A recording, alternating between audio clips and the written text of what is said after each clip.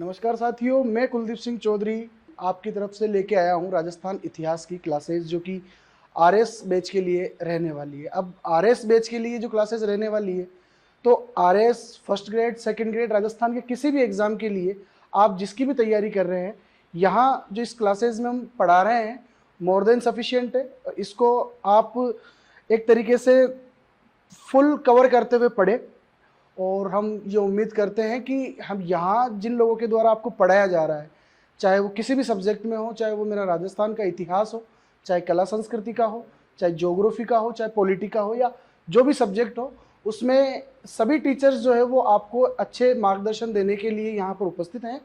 और आप एक विश्वास के साथ इन टीचर्स के साथ जुड़े रहिए ताकि आपके आगामी एग्ज़ाम के लिए ये क्लासेज जो है हमारी थोड़ी यूज़फुल साबित हो सके। साथियों, मैं आपको राजस्थान इतिहास विषय पढ़ाने वाला हूं और राजस्थान इतिहास विषय में सबसे पहले हम हमारी क्लास में राजस्थान इतिहास का इंट्रोडक्शन जो होगा कि सिलेबस में क्या आना है, क्या नहीं आना है, कितना पढ़ना है, कहाँ से सवाल पूछे जाते हैं, उसके बारे में हमें पढ़ना है। साथियों, आज की जो क्लास है एक तरीके से फाउंडेशनल क्लास है। इस क्लास को भी अगर आप ढंग से समझ लेते हैं तो एग्जाम में मेरा ये मानना है कि इसको समझ के आधार पर ही आप आराम से 2, 3, 4 प्रश्न जो है वो यहाँ समझ के आधार पर आप कर सकते हैं। साथियों, जो क्लासेस हम लेंगे यहाँ पर उसके आप साथ के साथ नोट्स बना सकते हैं और ये नोट्स आपके आगे हर एग्जाम के अंदर काम आने वाले हैं। दूसरा, प्री के साथ साथ कुछ कॉन्सेप्चुअल क्वेश्चंस ऐसे होते हैं जो आपको सीधे मेंस में देखने को मिलते हैं। तो ये मेरे विषय इतिहास की जो ये क्लासेस रहेगी आपकी, वो प्री मेंस सभी एग्जाम के लिए आपके लिए इनफ है। आप इसी को आधार मानते हुए अपनी तैयारी स्टार्ट कर सकते हैं। तो आज पहली क्लास में हम राजस्थान इतिहास सिलेबस के बारे में डिस्कशन करने वाले हैं कि सिलेबस में क्या आएगा और सिलेबस कैसे तैयार किया गया है हमारा, इस चीज़ को लेकर हमारी ये क्लास रहेगी। तो प्यारे साथियों, हम राजस्थान इतिहास की बात करेंगे और राजस्थान इतिहास में इतिहास को पढ़ने से पहले हमें यह जानना जरूरी है कि हमारे सिलेबस में क्या क्या दिया हुआ है, किस किस तरीके से हम हमारे सिलेबस को कवर कर सकते हैं, किन किताबों के माध्यम से पढ़ना है या किस पोर्शन से हमारे ज़्यादा प्रश्न जो है वो एग्जाम में आते हैं। साथियों, इतिहास की बात करें तो इतिहास को, चाहे वो राजस्थान का इतिहास हो, चाहे भारत का इतिहास हो या चाहे विश्व का इतिहास हो, इसे विद्वानों के द्वारा परिवर्तन के आधार पर 3 भागों के अंदर बांटा गया है। सबसे पहला जो पोर्शन आता है हमारे सामने वो है राजस्थान का प्राचीन इतिहास या प्राचीन राजस्थान का इतिहास। दूसरा हमारे सामने जो आता है यह है आपका मध्यकालीन इतिहास। और तीसरा जो पोर्शन हमारे सामने आता है यह है आपका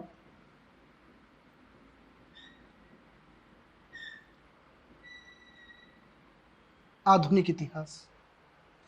साथियों, प्राचीन, मध्यकालीन और आधुनिक 3 पोर्शन में हम हमारे सिलेबस को डिवाइड कर सकते हैं और ये डिवाइडेशन जो है वो समय समय पर आए राजनीतिक सांस्कृतिक परिवर्तनों के आधार पर जो है वो इस इतिहास को विभाजित किया गया है।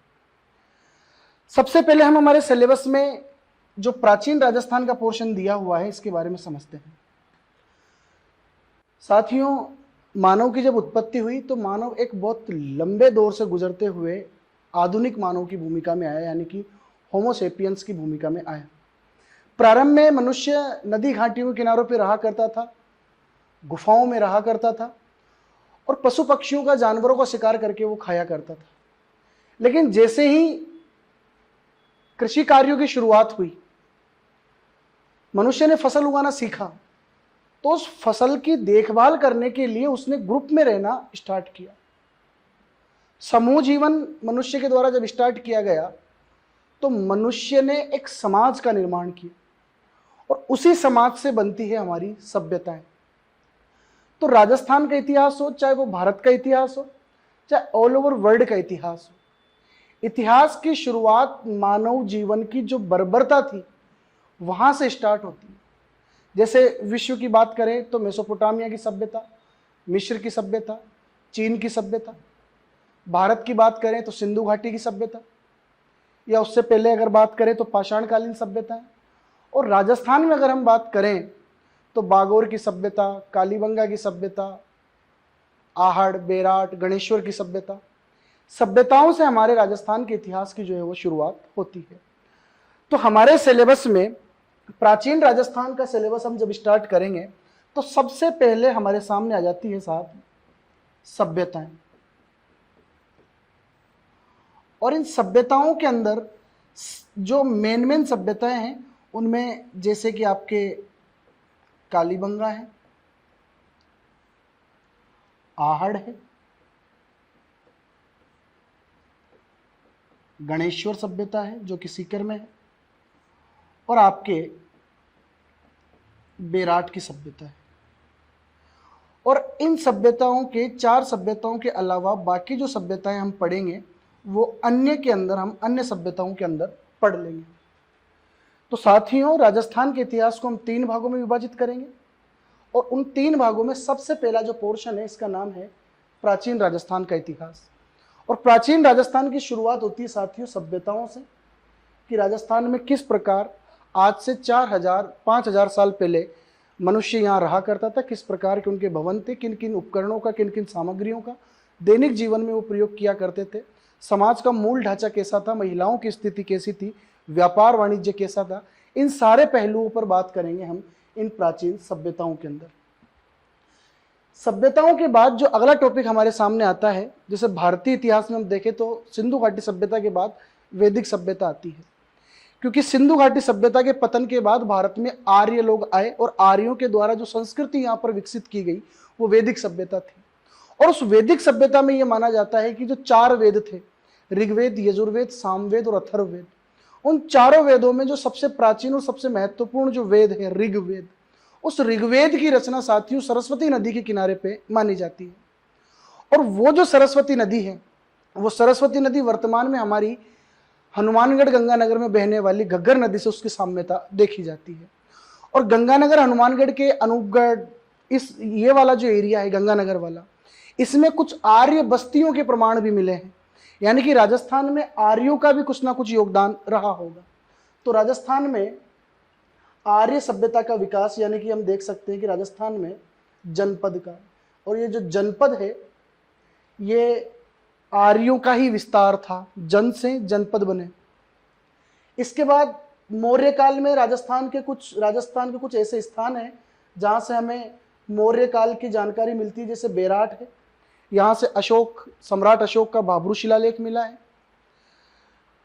यहाँ से गुप्त काल के भी कुछ अवशेष मिलते हैं, जैसे बयाना से गुप्त काल की सबसे बड़ी मुद्रा भंडार मिला है। तो गुप्त काल में राजस्थान का क्या स्वरूप था, इनके बारे में भी हम देखेंगे। तो प्राचीन काल में हमारा सबसे ज़्यादा जो फोकस होना चाहिए वो इस वाले टॉपिक पे होना चाहिए, राजस्थान की प्राचीन सभ्यताएं। और इन प्राचीन सभ्यताओं में मेनली 4 सभ्यताएं हमारे सिलेबस में लिखी हुई है।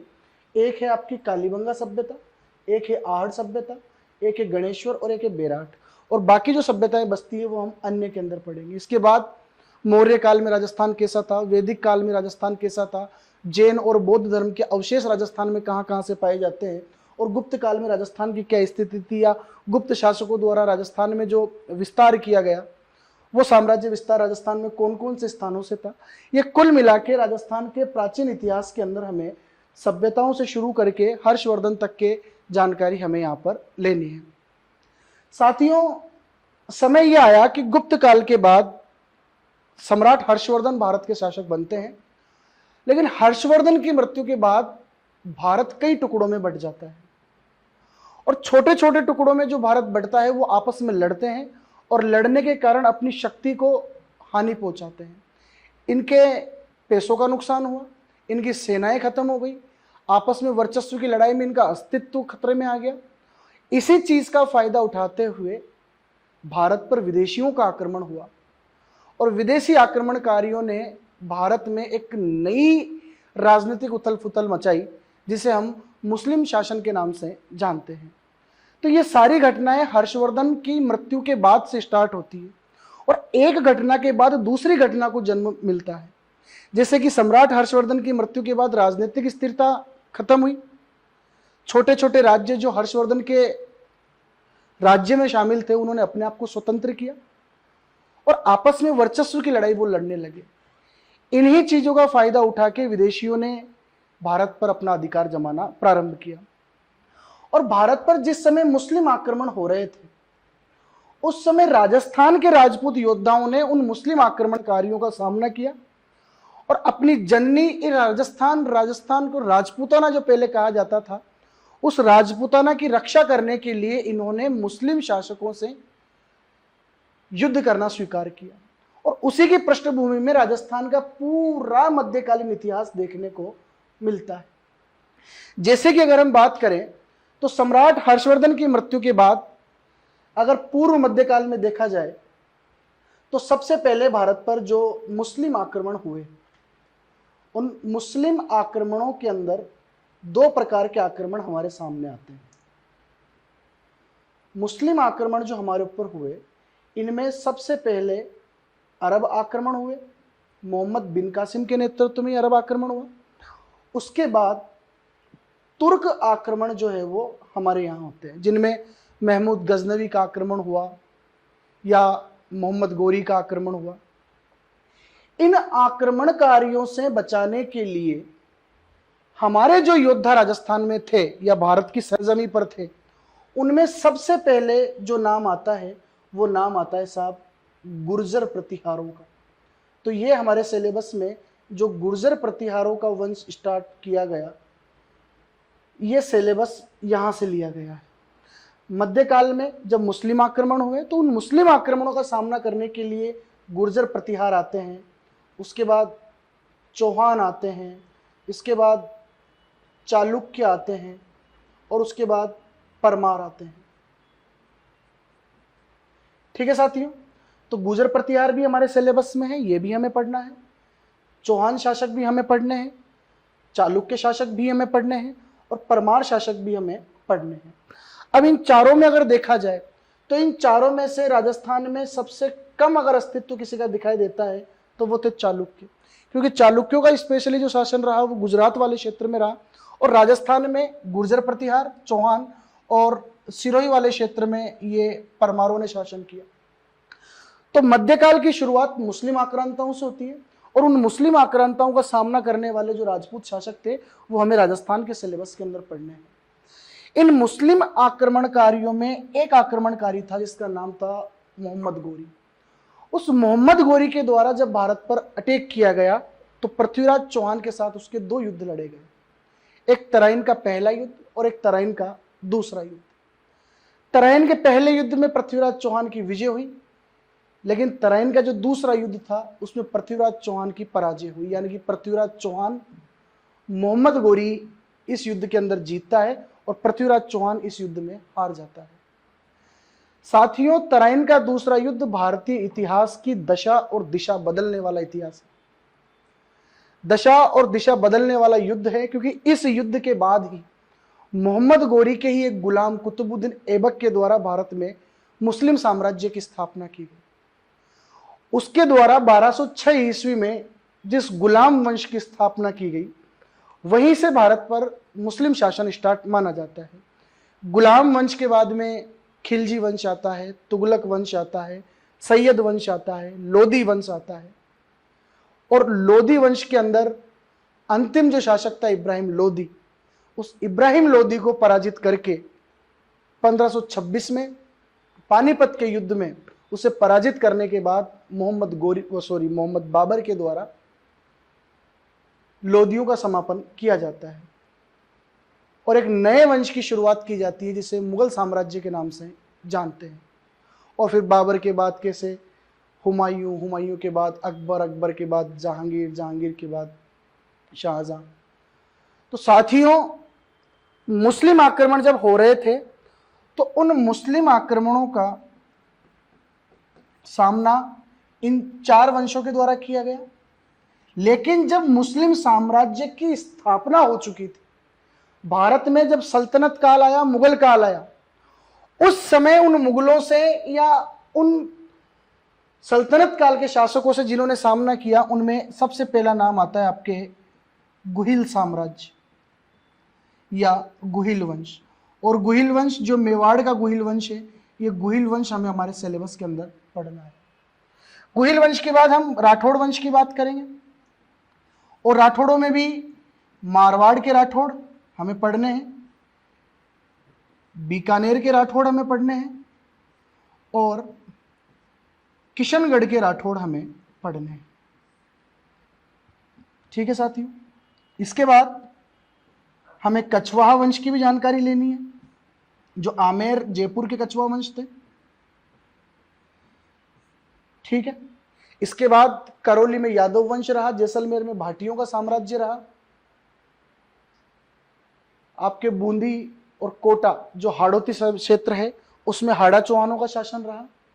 तो इन द सेंस यहां मेरे कहने का मतलब यह है कि मध्यकाल का जो इतिहास है वो भारतीय इतिहास के दृष्टिकोण से तो टोटल मुस्लिम इतिहास है। जैसे तराइन के युद्ध के बाद सल्तनत काल स्टार्ट हो जाता है, और सल्तनत काल के बाद मुगल काल स्टार्ट हो जाता है, लेकिन उन भारतीय शासकों से मुकाबला जब राजस्थान के राजपूतों ने किया तो राजस्थान के इतिहास के संदर्भ में हम इसे राजपूत काल के नाम से भी जानते हैं। तो इन मुस्लिम आक्रमणकारियों या मुस्लिम शासकों का जिन्होंने सामना किया, राजस्थान के जिन राजपूतों ने सामना किया, इन राजपूतों का इतिहास हमें इस पूरे मध्यकाल के सिलेबस के अंदर पढ़ना है। ठीक है साथियों, तो ये प्राचीन काल में सभ्यताओं के बारे में हमें पढ़ना है, और मध्यकाल में मुस्लिम आक्रमणकारियों से सामना करने वाले गुर्जर, प्रतिहार, चौहान, चालुक्य, परमार, और गुहिल जो मेवाड़ के गुहिल वंश थे, राठौड़, मारवाड़, बीकानेर, किशनगढ़ के राठौड़, कोटा बूंदी के हाड़ा चौहान, जयपुर के कछवाहा शासक, इन शासकों के बारे में हमें मध्यकालीन इतिहास में जानकारी लेनी है। इनके राजनीतिक इतिहास के साथ साथ हमें मध्यकाल की प्रशासनिक व्यवस्था के बारे में भी देखना पड़ेगा, और इन राजपूत शासकों की भू राजस्व व्यवस्था कैसी थी इसके बारे में भी हमें यहां पर देखना होगा। तो प्राचीन इतिहास और मध्यकालीन इतिहास, और मध्यकालीन इतिहास में टोटल जो राजा महाराजाओं का इतिहास है, इन राजा महाराजाओं के द्वारा जो युद्ध लड़े गए, किस प्रकार प्रशासन चलाया गया, किस प्रकार का समाज था, समाज में महिलाओं की स्थिति कैसी थी, प्रशासन कैसा था, भू राजस्व व्यवस्था कैसी थी, कितने प्रकार के टैक्स लगा करते थे, सामंतवाद इस समय राजस्थान में बड़े जोर शोर से था, तो सामंतवाद क्या था, सामंत किस प्रकार सामंतवाद की शुरुआत हुई, और हमारे सामंतवाद जो राजस्थान में प्रचलित था उसकी प्रकृति क्या थी, नेचर क्या था सामंतवाद का, इन सब के बारे में हमें मध्यकालीन राजस्थान में पढ़ना है। अगला जो पार्ट हमारा आता है वो है आपका आधुनिक राजस्थान। और साथियों, आधुनिक राजस्थान के इतिहास की जो शुरुआत हमें करनी है,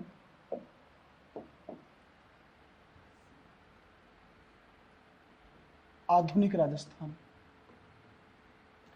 प्राचीन और मध्यकाल के बारे में हम पिछली स्लाइड में देख चुके हैं, सिलेबस में क्या क्या पढ़ना है। और आधुनिक राजस्थान, साथियों आधुनिक राजस्थान के लिए अलग पेज लेने का मतलब यह है कि आधुनिक राजस्थान ही राजस्थान के इतिहास का वो पोर्शन है जहां से आरएस में सबसे ज्यादा क्वेश्चन पूछे जाते हैं। अगर आप पिछले क्वेश्चंस पेपर उठा के देखो तो तीनों पोर्शन का अगर रेशो अगर हम निकालें तो लगभग पूरे सिलेबस में से 70% सिलेबस जो हमारा पूछा जाता है, 70% जो क्वेश्चन पूछे जाते हैं वो आधुनिक राजस्थान में से पूछे जाते हैं। और आधुनिक राजस्थान में हमें क्या क्या पढ़ना है इसके बारे में हमें पहले थोड़ी सी कहानी समझनी पड़ेगी। साथियों, एक मुगल बादशाह था और मुगल बादशाह का नाम था औरंगजेब। अब यहां औरंगजेब की क्यों बात हो रही है इसके बारे में थोड़ा समझना पड़ेगा। 1707 एक ऐसा समय था जिसने मध्यकालीन भारतीय इतिहास को कुछ हद तक परिवर्तित कर दिया, क्योंकि औरंगजेब अंतिम शक्तिशाली मुगल शासक माना जाता था और औरंगजेब ने भारत के एक बड़े भूभाग पर अपना अधिकार जमा रखा था। 1707 में जब औरंगजेब की मृत्यु हुई तो कुछ राजनीतिक परिवर्तन भारत के इतिहास में से देखने को मिले, जिसने आधुनिक इतिहास को जन्म दिया। रीजन ये था कि जब तक औरंगजेब जिंदा रहा तब तक उसने उत्तर भारत के तो लगभग सभी राज्यों पर अपना अधिकार कर लिया। उत्तर भारत को तो लगभग लगभग औरंगजेब ने सारा जीत लिया था।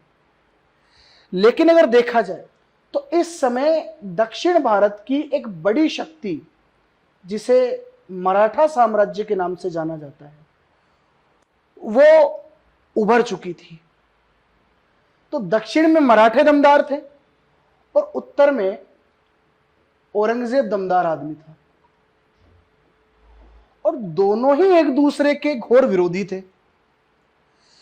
लेकिन जब तक औरंगजेब जिंदा रहा तब तक मराठों को उसने उत्तर भारत में प्रवेश नहीं करने दिया। और इसी का अगर दूसरा पहलू देखें तो जब तक मराठों में छत्रपति का शासन रहा, यानी कि शिवाजी महाराज का शासन रहा, या शिवाजी के अधीन जो शिवाजी के बाद जो पेशवा शासक रहे मराठों में, उन्होंने औरंगजेब को दक्षिण भारत में नहीं आने दिया। यानी कि दोनों एक दूसरे के विरोधी हैं। यहां पर जब तक औरंगजेब है तब तक मराठे उत्तर में नहीं जा पा रहे, और जब तक मराठे हैं दमदार स्थिति में तब तक औरंगजेब दक्षिण भारत में नहीं आ पा रहा। और 1707 में जो औरंगजेब की मृत्यु हुई उसका भी सबसे बड़ा रीजन आपका दक्षिण भारत, जिसे हम दक्कन कहते हैं।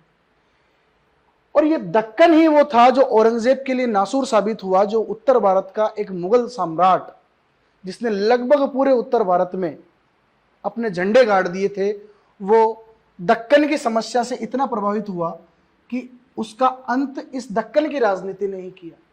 जिस प्रकार स्पेन प्रायद्वीप के युद्ध में नेपोलियन, पूरी जिंदगी नेपोलियन की खत्म हो गई स्पेन प्रायद्वीप में, उसी प्रकार औरंगजेब की जिंदगी भी दक्कन को जीतने में ही खत्म हो गई। लेकिन औरंगजेब उसकी जिंदगी में दक्कन क्षेत्र को जीत नहीं पाया, और उसका सबसे बड़ा रीजन था कई हद तक मराठे, क्योंकि मराठों ने औरंगजेब को दक्षिण भारत में नहीं आने दिया। अब यहां मामला यह है कि 1707 में जब औरंगजेब की मृत्यु हुई तो औरंगजेब की मृत्यु के बाद दक्षिण से निकलकर मराठे उत्तर भारत की राजनीति में हस्तक्षेप करने के लिए पहुंच जाते हैं। और मराठों की जो शुरुआत हुई थी वो लूटपाट करने से हुई थी। और जब मराठे उत्तर भारत में आते हैं तो राजस्थान में लूटमार मचाते हैं, और देखते ही देखते राजस्थान में मराठों का प्रवेश हो जाता है। राजस्थान की राजनीति में मराठों का बड़ा हस्तक्षेप हमें देखने को मिलता है, और यहीं से राजस्थान के आधुनिक इतिहास की शुरुआत होती है। तो आधुनिक इतिहास का हमारा पहला टॉपिक होगा राजस्थान में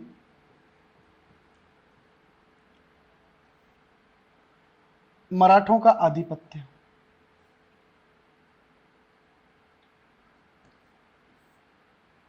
या मराठों का आगमन, ये आधुनिक राजस्थान का पहला टॉपिक हुआ। और मराठों के द्वारा राजस्थान के राजपूतों को इतना परेशान किया गया जितना मुगलों के द्वारा नहीं किया गया। मराठों के द्वारा जो टैक्स वसूल किए जाते थे, जिनमें दो टैक्स इनके सबसे मेन थे, चौथ और सरदेशमुखी। मराठे जिस राज्य को लूटते थे उस राज्य से सबसे पहले चौथ और सरदेशमुखी का जो है वो टैक्स वसूल किया करते थे। और देखते ही देखते राजस्थान के राजपूतों की मराठों के सामने ऐसी स्थिति हो गई, मराठाओं ने राजस्थान के राजपूतों को इस हद तक परेशान कर दिया कि अब राजस्थान के राजपूतों को मराठों से बचाने के लिए किसी कंधे की आवश्यकता थी।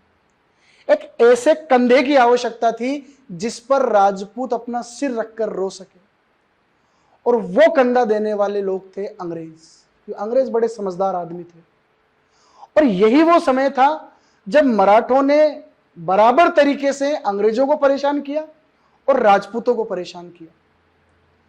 तो मराठों के दो दुश्मन हैं इस समय, एक तो राजस्थान में राजपूत हैं और दूसरे अंग्रेज हैं। तो जो दोनों मराठों से परेशान है वो आपस में गठबंधन करेंगे, और गठबंधन इसलिए होगा कि हमें मराठों के साथ युद्ध लड़ना है। और राजस्थान के राजपूतों के द्वारा अंग्रेजों के साथ संधियां कर ली जाती है, और उन संधियों का उद्देश्य केवल एक था कि मराठों के साथ हमें जो है वो युद्ध लड़ना है। लेकिन जब वो संधियां हस्ताक्षरित की गई, धीरे धीरे उन संधियों को विस्तार से समझाया गया, तब राजस्थान के राजपूतों को यह अक्ल आई कि मराठे जैसे भी थे बहुत अच्छे थे, मराठों ने तो केवल हमारा खून पिया था, अब ये अंग्रेज हैं, ये हमारा खून भी पी रहे हैं और हमारी हड्डियों को भी खा रहे हैं। तो मराठों के बाद जो हमें दूसरा टॉपिक राजस्थान के इतिहास में पढ़ना है, वो टॉपिक है हमारा राजस्थान पर ब्रिटिश आधिपत्य। राजस्थान पर ब्रिटिश आधिपत्य।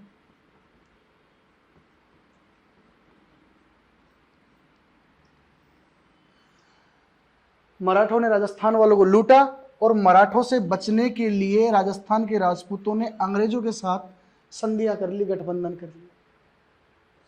तो राजस्थान पर ब्रिटिश आधिपत्य हमें यहां पर देखना है, किस प्रकार नए नए टैक्स अंग्रेजों के द्वारा लगाए गए, किस प्रकार अपने अधिकारी राजस्थान की राजनीति में हस्तक्षेप करने के लिए राजाओं के दरबार में भेजे गए, कौन कौन सी संधियां थी, संधियों के क्या क्या प्रावधान थे, किस प्रकार अंग्रेजों ने राजस्थान की राजनीति में हस्तक्षेप किया। इन सारी चीजों को हमें इस चैप्टर के अंदर समझना है। इसके आगे अगर मैं बात करूं तो राजस्थान पर जब ब्रिटिश आधिपत्य स्टार्ट हो ही गया है, तो अंग्रेजों के द्वारा हमारे सामाजिक, धार्मिक, आर्थिक, राजनीतिक सभी मामलों में हस्तक्षेप किया गया और हमें एक एक्सट्रीम लेवल तक टॉर्चर किया गया।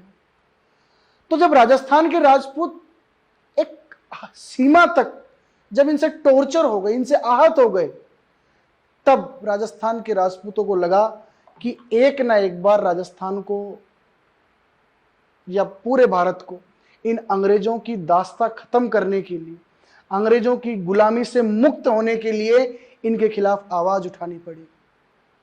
और हमने वो आवाज उठाई 1857 में, और 1857 में अंग्रेजों के खिलाफ हमने जो आवाज उठाई उसे क्रांति का नाम दिया गया, और वो क्रांति हमारे सिलेबस में है 1857 की क्रांति। तो सिलेबस का अगला टॉपिक होगा हमारा 1857 की क्रांति। अंग्रेजों के खिलाफ जो क्रांति हमने की वो थी सन 1857 की क्रांति। लेकिन हमारा दुर्भाग्य था कि 1857 की क्रांति में हम सफल नहीं हो पाए। सफल नहीं हो पाए, इसके पीछे सबसे बड़ा रीजन था राजस्थान के या भारत के जितने भी शासक थे, उनमें से किसी ने भी क्रांतिकारियों का साथ नहीं दिया। हमारे पास कोई विशेष रणनीति नहीं थी, हमारे पास इतने अच्छे सेनानायक नहीं थे, हमारे पास कोई विशेष हथियार आधुनिक तरीके से नहीं थे। हम पुराने युद्ध तकनीकों से, बर्छी भालों से लड़ते आ रहे थे, उन्हीं से लड़ रहे थे। कोई योजना हमारे पास नहीं थी, कोई नेता हमारे पास नहीं था, कोई हथियार हमारे पास नहीं था। हमें यह पता नहीं था कि अंग्रेजों को मारने के बाद या इन पर अटैक करने के बाद हमें करना क्या है। और इस स्थिति का फायदा उठाकर अंग्रेजों ने इस क्रांति को आसानी से दबा दिया। लेकिन हालांकि यह क्रांति असफल रही, लेकिन इस क्रांति के अप्रत्यक्ष रूप से देखा जाए तो दो बहुत बड़े फायदे हमें देखने को मिलते हैं। सबसे पहला फायदा इस 1857 क्रांति का यह रहा कि पहली बार भारत के हिंदुओं ने और मुसलमानों ने एक साथ अंग्रेजों के खिलाफ आवाज उठाई थी। यानी कि हिंदुओं और मुस्लिमों के मिलन का पहला अवसर था ये, जब किसी विदेशी ताकत के सामने भारत के हिंदू और भारत के मुस्लिम एक साथ लड़े थे। वो 1857 की क्रांति थी। और दूसरा सबसे बड़ा फायदा यह था कि हालांकि ये क्रांति असफल रही, लेकिन लोगों को अपने हक में बोलना सिखा कर गई। गरीबों ने, महिलाओं ने, दलितों ने, शोषितों ने, जनजातियों ने, किसानों ने अपने अधिकारों के लिए बोलना सीखा इस क्रांति के माध्यम से। तो जहां पर भी किसी दलित वर्ग का शोषण हुआ तो दलितों ने आंदोलन किया, किसानों का शोषण हुआ तो किसानों ने आंदोलन किया, जनजातियों का शोषण हुआ तो जनजातियों ने आंदोलन किया। तो 1857 की क्रांति का ही एक परिणाम हम देखें तो यह था कि लोगों ने अपने अधिकारों के लिए बोलना शुरू किया। और उसी क्रम में अगला सिलेबस में हमारा जो चैप्टर है वो है राजस्थान के किसान व जनजाति आंदोलन, किसान और जनजाति आंदोलन, ये भी हमें हमारे सिलेबस के अंदर ही पढ़ना है। इसके बाद अगले टॉपिक की अगर मैं बात करूं तो एक समय ऐसा आया भारत की राजनीति में 1885 में, जब भारतीय राष्ट्रीय कांग्रेस की स्थापना हुई और भारतीय राष्ट्रीय कांग्रेस के नेतृत्व में अंग्रेजों के खिलाफ अखिल भारतीय स्तर पर राष्ट्रीय आंदोलन की शुरुआत की गई। और उस राष्ट्रीय आंदोलन का एक ही उद्देश्य था कि किसी न किसी प्रकार अंग्रेजों को भारत से बाहर भेजा जाए। और वो राष्ट्रीय आंदोलन कई विचारधाराओं में बटा, कई पार्ट्स के अंदर वो हमें पढ़ने को मिलता है। जैसे कि स्टार्टिंग में जो थे वो कई हद तक अंग्रेजों के समर्थक तो नहीं कह सकते थे, लेकिन शांति प्रिय लोग थे, अंग्रेजों के शासन में विश्वास रखते थे, अंग्रेजों के द्वारा किए जाने वाले क्रमिक सुधार में विश्वास रखते थे, और ये मानते थे कि अंग्रेजों का होना इस देश का सौभाग्य है, जिन्हें हम नरम दल के नाम से जानते हैं। लेकिन बाद में जब बंगाल का विभाजन हुआ 1905 में, तो एक ऐसी विचारधारा इस देश के अंदर आई जिन्होंने कहा कि नहीं, अंग्रेजों से प्यार से कुछ नहीं लिया जा सकता, इनसे छीन के लेना पड़ेगा। और वो गरम दल के नेता हमारे कहलाए। लेकिन 1919 में भारतीय राजनीति में एक ऐसे युग पुरुष की एंट्री होती है जिसने अपनी आखिरी दम तक अंग्रेजों के साथ युद्ध किया, नैतिक युद्ध किया, वैचारिक युद्ध किया, तार्किक युद्ध किया। शरीर से बड़ा दुबला पतला आदमी था, नाम था मोहनदास करमचंद गांधी। तो अखिल भारतीय स्तर पर तो कांग्रेस के नेतृत्व में, महात्मा गांधी के नेतृत्व में या बड़े लीडर्स के नेतृत्व में आंदोलन चलाया जा रहा था। लेकिन अंग्रेजों के खिलाफ लड़ने से बढ़िया राजस्थान के जो राजा थे, राजस्थान के राजा अंग्रेजों से मिले हुए थे, क्योंकि संधियों के माध्यम से बंधे हुए थे। यहां पर संधियां कर ली, अब राजस्थान के राजपूत अंग्रेजों के खिलाफ एक शब्द नहीं बोल सकते। तो राजस्थान वालों ने यह निर्णय लिया कि अंग्रेजों को तो बाद में भगाएंगे, पहले इन राजाओं का कोई जुगाड़ किया जाए। इसलिए प्रत्येक रियासत में जो आंदोलन चलाए गए राष्ट्रीय आंदोलन की तर्ज पर, उसे राजस्थान में प्रजामंडल आंदोलनों के नाम से जाना जाता है। तो हमारा अगला पॉइंट अपने सिलेबस में है प्रजामंडल आंदोलन। और आखिरी में जब देश आजाद हुआ 15 अगस्त 1947 को, तो हमें अंग्रेजों से तो मुक्ति मिल गई, लेकिन हमारे सामने एक बहुत बड़ी समस्या थी कि भारत जो टुकड़ों में बटा हुआ है, 562 के लगभग रियासतें हैं और प्रत्येक रियासत में राजतंत्र है। इनको देश के संविधान के अंदर लाना, देश में लोकतंत्र की स्थापना करना, ये उस समय की बड़ी चुनौतियां थी। और उसी के लिए पूरे भारत को एकता के सूत्र में पिराने के लिए आखिरी में किया गया हमें एकीकरण। एकीकरण के माध्यम से राजस्थान को राजस्थान बनाया गया। उससे पहले ये राजपूताना था, कई रियासतों में बटा हुआ था, 19 रियासतें, 3 ठिकाने, अजमेर मेरवाड़ा का एक चीफ सिर्फ, ये सब अलग अलग थे, लेकिन इन सबको एक करके राजस्थान बनाया गया। और उस चरण को हम कहते हैं एकीकरण, जो कि 7 चरणों में पूरा हुआ। तो आधुनिक राजस्थान की शुरुआत हमें करनी है मराठों के इतिहास से। किस प्रकार मराठों ने राजस्थान में एंट्री की, उन मराठों से बचने के लिए हमने किस प्रकार अंग्रेजों का साथ लिया, और अंग्रेजों ने देखते ही देखते हमारे जो है वो हमारे विश्वास को तोड़ दिया और अंग्रेजों ने परेशान करना स्टार्ट किया। जब अंग्रेजों ने परेशान करना स्टार्ट किया तो हमने क्रांति कर दी। क्रांति असफल हो गई, हमें बोलना सिखा गई। तो जब अंग्रेजों ने किसानों के साथ गलत किया तो किसान बोले, जनजातियों के साथ गलत हुआ तो जनजाति के लोग बोले, तो किसान आंदोलन और जनजातीय आंदोलन। जब अंग्रेजों को निकालने के लिए राष्ट्रीय आंदोलन देश में चल रहा था, उस समय राजस्थान में भी अंग्रेजी सत्ता समाप्त करने के लिए और राजपूतों और अंग्रेजों का जो गठबंधन था उसको समाप्त करने के लिए प्रजामंडल आंदोलन चलाए गए। और आखिर में जब देश हमारा आजाद हुआ तो हमें एकीकरण की आवश्यकता पड़ी और राजस्थान का एकीकरण हमारे द्वारा किया गया। तो साथियों, ये आधुनिक राजस्थान है और इस आधुनिक राजस्थान में ये वाला जो पोर्शन है, इस पोर्शन में से ही सबसे ज्यादा सवाल हमारे पूछे जाते हैं। ठीक है साथियों, तो राजस्थान के इतिहास को अभी हमने बात की कि राजस्थान के इतिहास को जो है वो 3 भागों में बांट सकते हैं। एक आपका प्राचीन राजस्थान का इतिहास, एक मध्यकालीन राजस्थान का इतिहास और एक आधुनिक राजस्थान का इतिहास। प्राचीन राजस्थान के इतिहास में टोटल हमें सभ्यताओं के बारे में पढ़ना है, कालीबंगा सभ्यता, आहड़ सभ्यता, गणेश्वर सभ्यता, बेराट की सभ्यता, बाकी कुछ सभ्यताएं। राजस्थान जनपद काल में कैसा था, राजस्थान बौद्ध धर्म और जैन धर्म के समय कैसा था, राजस्थान मौर्य काल में राजस्थान की क्या स्थिति थी, या कौन कौन से ऐसे स्थान हैं जहां गुप्त काल का संबंध है। तो पूरे इंडियन हिस्ट्री के पैरेलल चलते हुए हमें अपने इतिहास को पढ़ना है। उसके बाद अगर देखा जाए मध्यकालीन इतिहास में, तो मध्यकालीन इतिहास में स्पेशली इंडिया के लेवल पे देखा जाए तो मुस्लिम इतिहास पढ़ना पड़ता है, लेकिन राजस्थान के संदर्भ में देखा जाए तो उन मुस्लिमों से सामना करने के लिए हमारे जो राजपूत योद्धा थे, उन राजपूत योद्धाओं के वंशों का इतिहास पढ़ना है, जिसमें गुर्जर प्रतिहार है, चौहान है, चालुक्य है, परमार है, मेवाड़ का गुहिल राजवंश है, मारवाड़, बीकानेर, किशनगढ़, जयपुर, करौली, जैसलमेर, कोटा बूंदी, इन सबका इतिहास यानी कि एक तरीके से देखा जाए तो राजपूत काल इस समय हमें मध्यकाल में पढ़ना है। फिर आधुनिक काल के अंदर, जैसा अभी मैंने आपको बताया कि आधुनिक काल की शुरुआत राजस्थान में मराठों के आक्रमण से होती है, मराठों के आगमन से होती है। मराठों से बचने के लिए हमने अंग्रेजों का साथ पकड़ा, अंग्रेजों के खिलाफ हमने 1857 की क्रांति की, किसान और जनजातियों ने आंदोलन किए, फिर प्रजामंडल आंदोलन हुए और फिर एकीकरण हुआ। इस प्रकार हमारे सिलेबस को डिजाइन किया गया है और इस पूरे सिलेबस में सबसे ज्यादा जो पोर्शन है, सबसे इजी जो पोर्शन है, वो है आपका आधुनिक राजस्थान।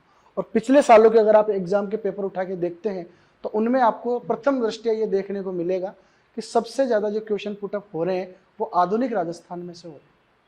साथियों, ये मैं आपको विश्वास दिलाता हूं कि मैं राजस्थान के इतिहास का ये सिलेबस आपको कंप्लीट करवाऊंगा और बिल्कुल गहराई के साथ करवाऊंगा। आप निश्चिंत रहें कि हो सकता है कि ये मानवीय स्वभाव है, आपके मन में ये सवाल बार बार उठ रहे हो कि YouTube पर जो क्लासें आ रही है उनमें तो क्या ही मैटर हो सकता है, या उनमें क्या क्वालिटी हो सकती है, टीचर क्या पता हमें अच्छा पढ़ाएंगे नहीं पढ़ाएंगे।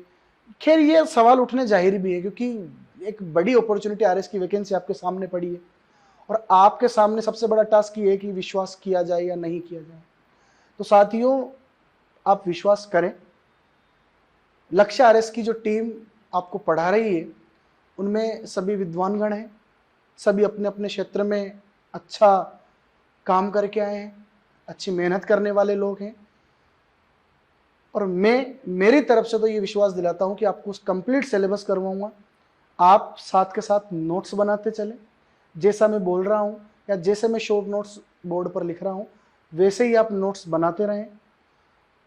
और इन नोट्स के लिए, इन नोट्स के बाद आपको किसी भी प्रकार की कोई किताब, कोई गाइड या किसी अन्य जगह से पढ़ने की कोई आवश्यकता नहीं है। राजस्थान इतिहास में आपको बिल्कुल पढ़ाऊंगा और धमाके के साथ पढ़ाऊंगा और एक विश्वास के साथ पढ़ाऊंगा, क्योंकि पिछले 7 साल 8 साल से एक अनुभव रहा है राजस्थान के एग्जाम्स में पढ़ाने का। और क्योंकि खुद भी मैं इतिहास का विद्यार्थी हूं, तो जो एग्जाम में प्रश्न पूछे जाते हैं उनकी प्रकृति के बारे में भी जानते हैं, विद्यार्थी को क्या पढ़ाना है उसके बारे में भी जानते हैं और क्या नहीं पढ़ाना है उसके बारे में भी जानते हैं। साथियों, मैंने पहली बार 2016 में 3rd ग्रेड टीचर का एग्जाम दिया था। तो उस 3rd ग्रेड टीचर एग्जाम में मैं पास हुआ और मैं टीचर बना पहली बार 2016 में। उसके बाद बात की जाए तो 2016-17 में एक वैकेंसी आई थी 2nd ग्रेड की, तो SST सब्जेक्ट से मैं सेलेक्ट हुआ। अभी वर्तमान में 2nd ग्रेड टीचर हूँ और अभी ये जो 2023 की 1st ग्रेड हिस्ट्री से मैंने एग्ज़ाम दिया और इस 1st ग्रेड में 21 जुलाई को मेरा डॉक्यूमेंट्स वेरिफिकेशन है और इसमें भी मेरा अंतिम रूप से सिलेक्शन हो जाएगा, क्योंकि 245 कट ऑफ गई है, 280 के आसपास मेरे नंबर हैं।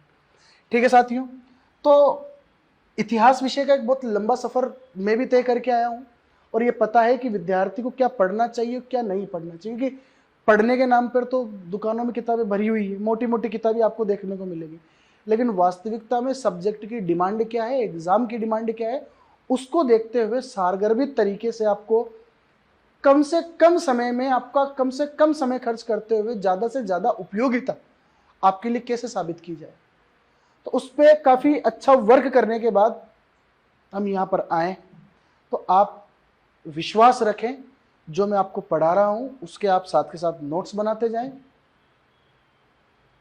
और ये नोट्स आपके लिए बिल्कुल उपयोगी हैं। आप किसी भी प्रकार की अपने मन में 1% भी ये भ्रम ना रखें कि हम क्या पढ़ें क्या नहीं पढ़ें, जो पढ़ा रहे हैं वो पढ़ो।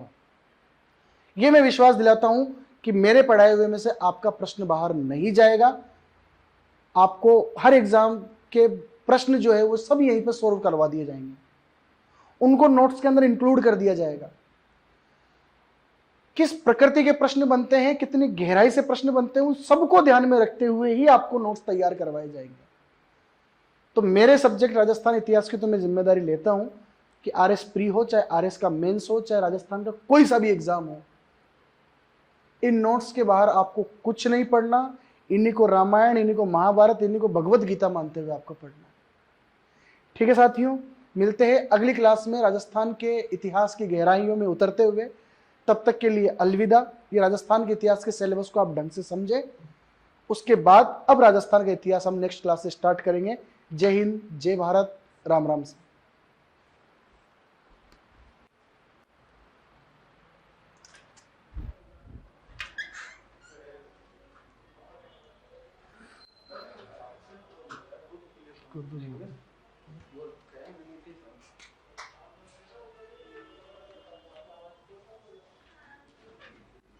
बंद कर दो उसको।